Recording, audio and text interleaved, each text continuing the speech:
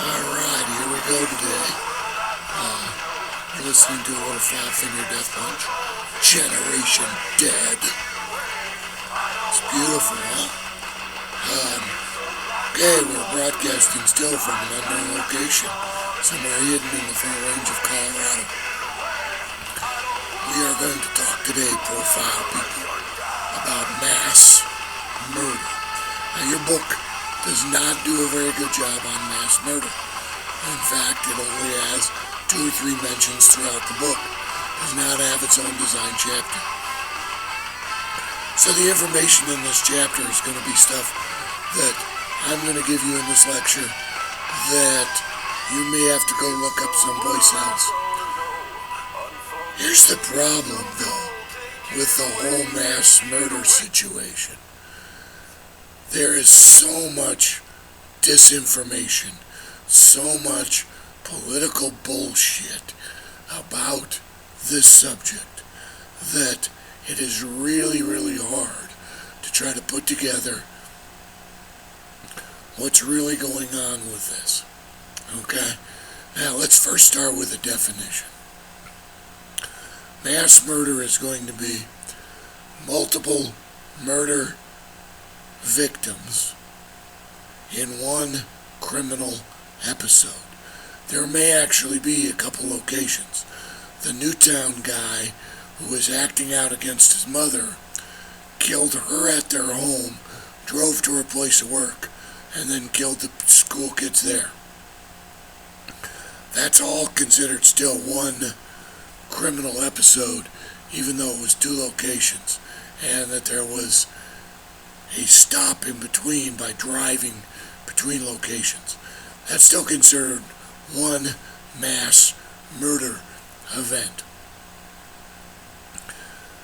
One of the biggest disservices we do is we don't call it what it is.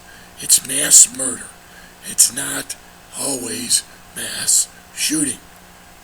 Mass murder events can be with explosives, they can be with vehicles, they can be with stabbing, blunt force trauma, they can be with firearms. They are not exclusive to one method of murder. Okay?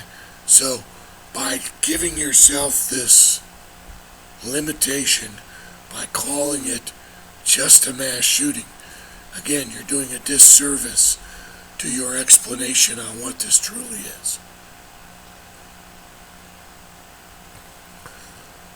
The other thing that we run into a disservice with, if you're looking at this as a criminal event, and then you're going to try to profile,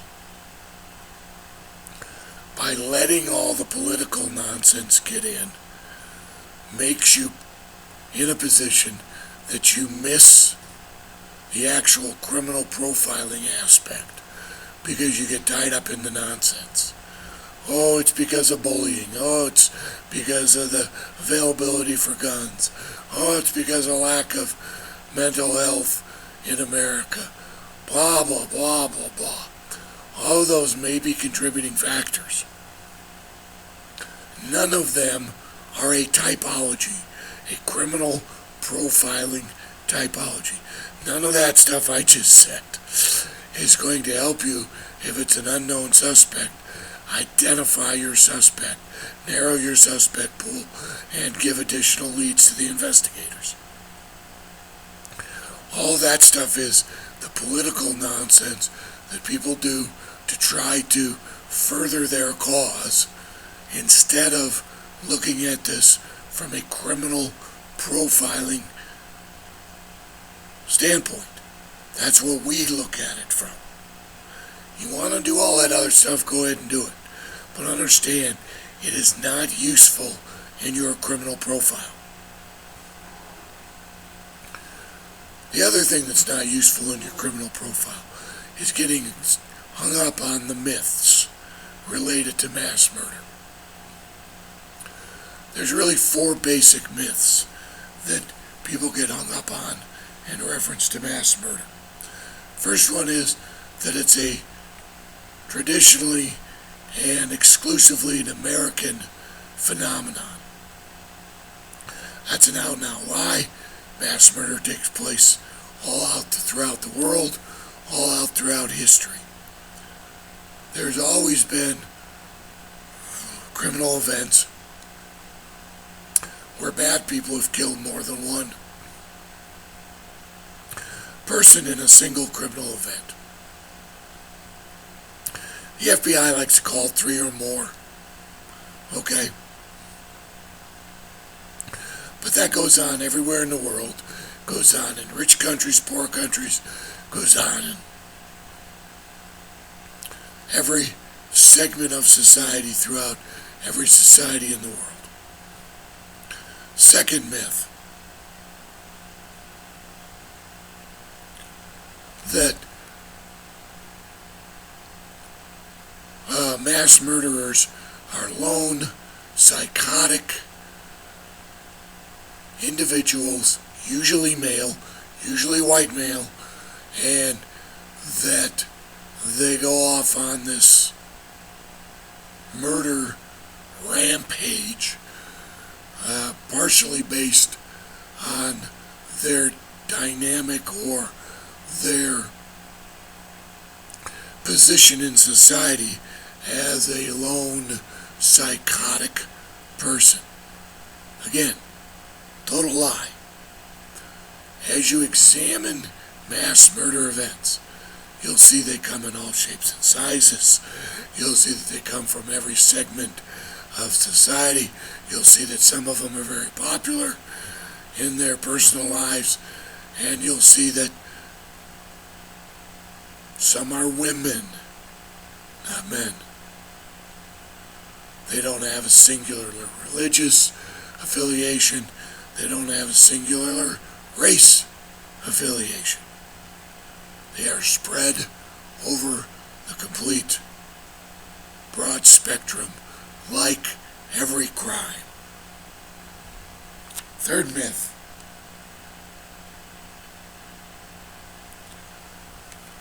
That mass murder takes place in only one kind of a location. For a while there, we were on this rampage. In fact, it got a nickname of people going postal, because there was a couple isolated incidents where work-related mass murder took place at postal-related facilities.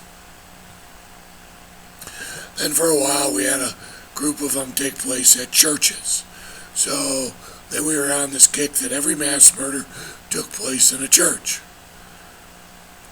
The go-to for everybody still is, we love to fall back on that there always are these massive amounts of mass murder events at schools, school shootings. We love to throw that one around. Myth number 3 is, there is no singular location or type of location for mass murder. They take places in homes, they take places in businesses, they take places in churches, they take places in schools, they take places out in the open. They occur everywhere. Now, some people freak out and go, it makes me feel less safe. Well, good for you. Right now, we're in a society where we love to be scared of our own shadow and everything. We're scared of a virus. We're scared of this. We're scared of school shootings. We're scared of being bullied. We're scared of this. We're scared. We're afraid of everything. Okay? Except for the real stuff that kills us. Then we just blow that off, like heart disease and cancer and driving a car and all those truly dangerous things. We don't want to talk about those and be afraid of those. Instead, we're afraid of the shit that's never going to kill you, including mass shootings. The fourth myth for mass shooting, and probably the most important to criminal profiling, is there is no one monolithic typology of mass murderer. They do it for different reasons. We can typology the reasons. There's 5 basic ones we'll go over. They do it because of different triggers. Because there's 5 typologies, they do it for those reasons. They don't do it for a singular, monolithic reason. Again, today's society loves to jump on this bandwagon that every mass murderer had some catastrophic event in their childhood that turned him into this mass killer. That's not true. Again, because we already said the other myths, there is no singular criminological reason for why people choose to do a mass killing event. So as a profiler, this last myth is important. If we know there's not one singular typology, that means we actually have to do some work. We have to do an investigation. We have to read those evidentiary and investigative clues to come up with a legitimate profile. Here's a thought for you. Because we love to have an idea of mass killings going on all the time.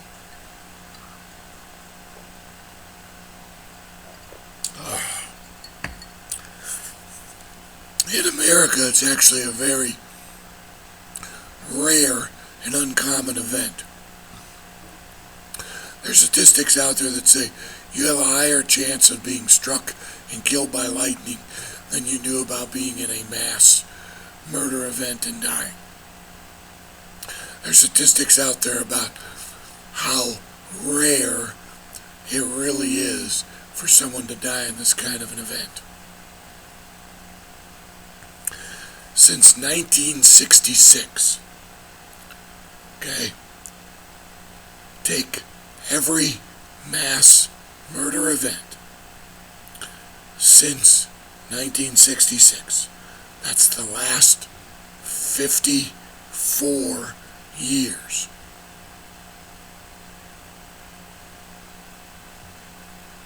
There's been 166 mass murder events in America. So, for the last 54 years combined, there's been 166 mass murder events. And out of those 166 mass murder events, there's only been 1,153 deaths. Now, obviously that number does not include the terrorist attacks on 9/11. That has been separated out of this statistic because of how rare and how much of an anomaly that attack was. So, we pull out that individual event, we pull out the 3,000 plus that died on 9/11, and we go back to the number. 166 mass murder events over the last 54 years, and out of that, 1,153 people have died in mass murder events.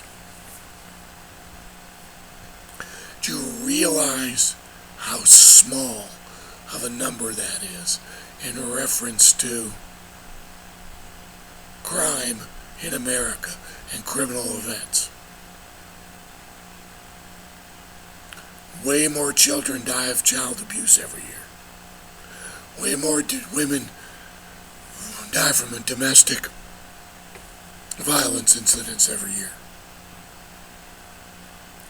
Serial killers account for more deaths in that same time frame than mass murderers do. Don't buy into the hype. Don't buy into the nonsense. We love for the media to jump on these things. They keep trying to bring up how common school shootings are. We need to change everything. It's complete overreaction. It's very, very rare. So, don't buy into all that nonsense. Alright, let's get into the profiles. There's 5 basic profiles. Now, these are again based on a research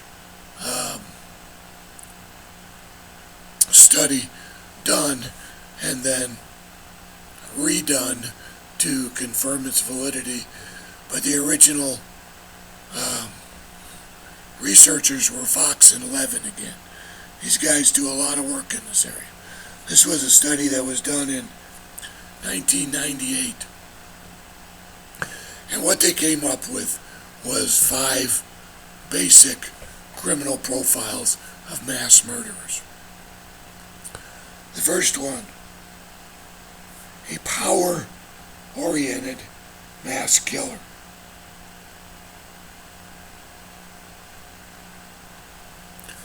These are mass killers, mass murderers, whose main goal is a show of power and control over the victims.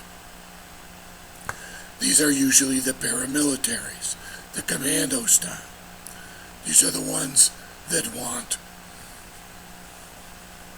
to put on fatigues, put on flak jackets, put on masks, carry military-style weapons, and do a coordinated event to kill people, to exert power and control over the victims.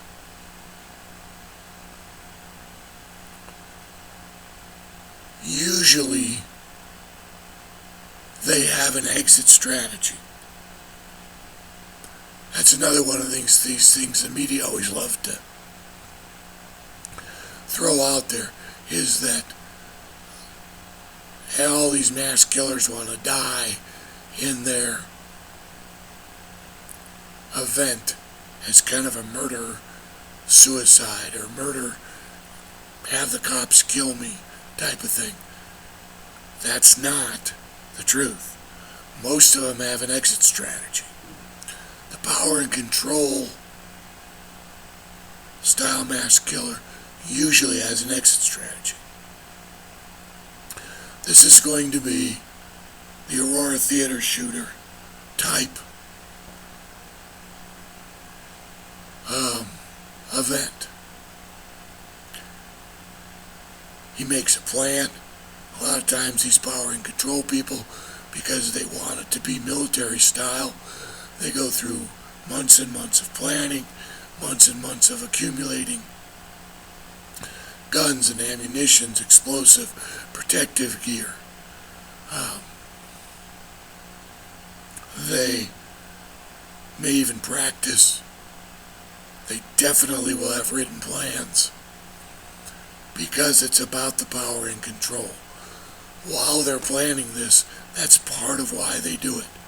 It puts in place power for them. I'm planning this. I'm getting this to where I'm going to be successful. Second profile, revenge. The revenge people are usually revenging against a specific individual or a group of individuals by category. Now, this is the one everybody loves to fall back on for Columbine. Oh, they did their thing because they were bullied in school. You realize that's not true. After Columbine, we did numerous investigations, numerous profiles, numerous review of the evidence. They weren't bullied in school. They had friends. Klebold actually had a girlfriend. Klebold actually was voted like sophomore homecoming rep. They were popular amongst their group. They go, wow, they were part of the trench coat mafia. That's another myth about Columbine. The trench coat mafia thing came in because they took a video production class in high school and they had to produce a video. And the name of the video they produced was called The Trench Coat Mafia, and it was about vigilantes seeking power and control over a whole wide variety of people who were terrorizing society. A guy who was abusing his child, a guy who was abusing his girlfriend, things like that. Didn't have anything to do about bullying. They weren't bullied. They didn't respond to this because of bullying. They were probably more in the power and control area. They didn't want to die in Columbine. The original plan was they were going to set off 2 massive bombs in the cafeteria when everybody ran out of the school. Who survived the bombing, they were going to shoot them as they came out the front doors. They never intended to go into the school and shoot people. They went in, planted a bunch of bombs, and then left the school. When the bombs didn't go off, then they went in to try to find out why the bombs didn't go off. They only killed themselves because their exit strategy failed. That's the truth. Now, I know there's people that are going to go, I read about it, or I saw some video about it, so I'm not going to listen to Todd. He doesn't know what he's talking about. I'm going to believe that it was about these other things. Well, go ahead and believe what you want. But, the truth will set you free. Usually these revenge mass murderers are killing people that they specifically are going after. A wife, they'll kill the wife and the whole family. They'll kill the wife and the in-laws. They'll kill the wife and the wife's friends.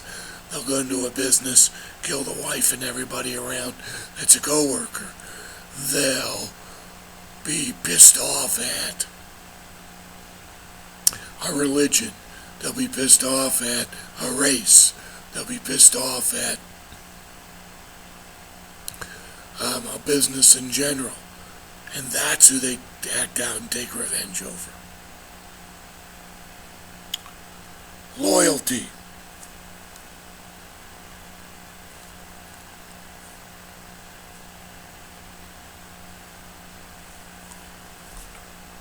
These are the ones that have loyalty, usually to their families or to a religious belief, maybe a political belief. They believe that the best thing they can do to save their family, to save the people in their group, to do whatever, is to either kill other people that they figure are a threat to them, or to kill everybody involved in their group. This is where you get the people killing everybody in the cult. This is where you get a guy like John List. He's the famous mass murderer that killed his mother-in-law, his wife, and his children all in one big event in New Jersey. And then went on the run, actually ended in Colorado. And was on the run for over 20 years. His reason for killing everybody was to save them the embarrassment of his financial failure and how destitute they were going to be because of the financial problems. So his justification was, I'm saving them the embarrassment and the hardship of living like that I'm just going to kill him and then I'm going to run away. That's the loyalty killer. Profit-oriented.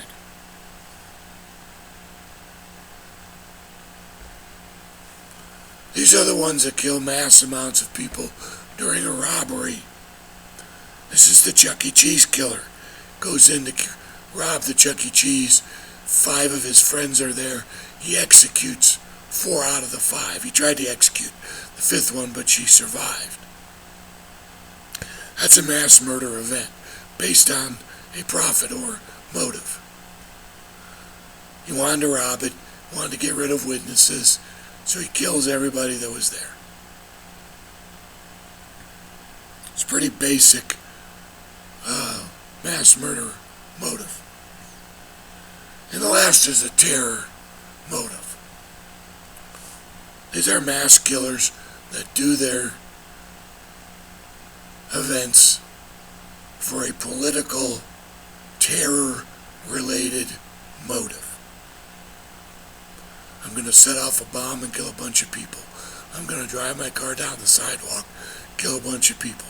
I'm going to shoot a bunch of people. I'm going to stab a bunch of people. I'm going to gas a bunch of people. Because of my political, or let's even make it broader, cause-related motivation. These people have a cause. They believe that killing for the cause is legitimate. Alright, so those are the 5. I got pretty long on this. I could keep going. You're going to have an assignment and a discussion this week. So do those. Get your book read and your report written. We've only got a week or 2 left. Enjoy it. See ya.